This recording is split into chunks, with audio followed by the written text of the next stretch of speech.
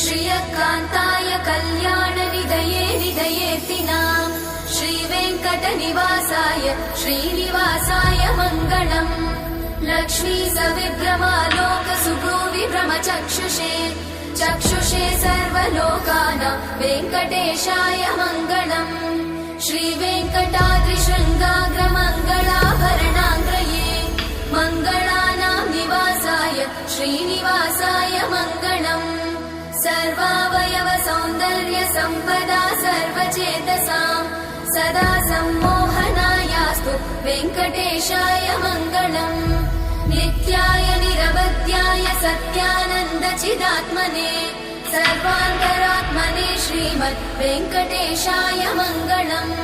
स्वतः सर्वविदे सर्वशक्तये सर्वशेषिने सुलभाय सुशीलाय वेङ्कटेशाय मङ्गलम्।